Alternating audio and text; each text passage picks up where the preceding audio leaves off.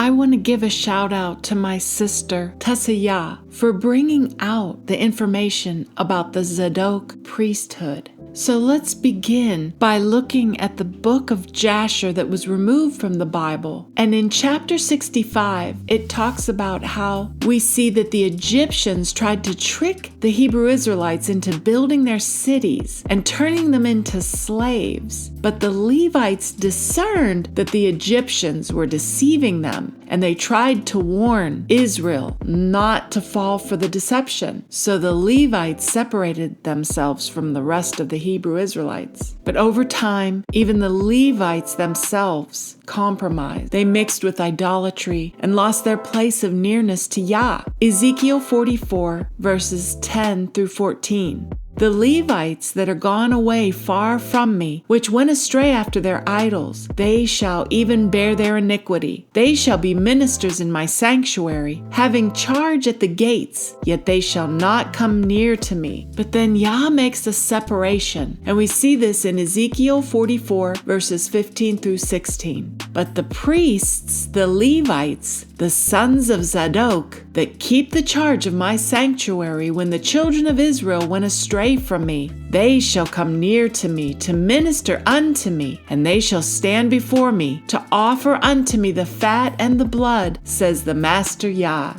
Zadok himself was a priest in David and Solomon's day. When others followed after Absalom's rebellion, or later went after Adonijah's false claim to the throne, Zadok stayed faithful to David, the anointed king Yah had chosen. Because of that loyalty, Yah promised that Zadok's line would remain before him. Now here's what's really powerful.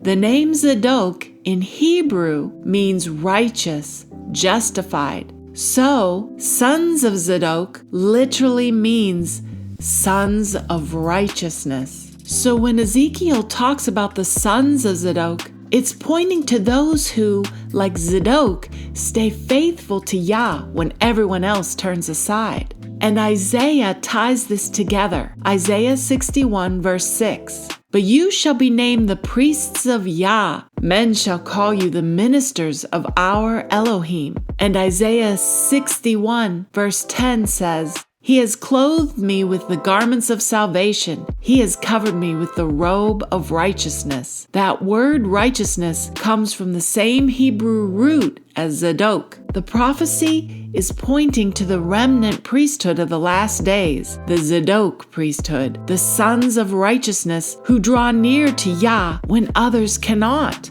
And isn't it the same today? Just like the Levites compromised, most Christian priests and ministers and messianics have also compromised. They mix Yah's words with tradition, with idols, with the doctrines of men. They serve religion, but they do not draw near to Yah. Many Hebrews are waking up, but only a few are leaving the idol JC or Yeshua and returning to Yah alone. These are the Zadok. That's the true remnant priesthood. But the remnant, the Zadok priesthood, refuses to bow, refuses to assimilate. And Yah says they will be the ones to come near to him. So the question is, who do we want to be?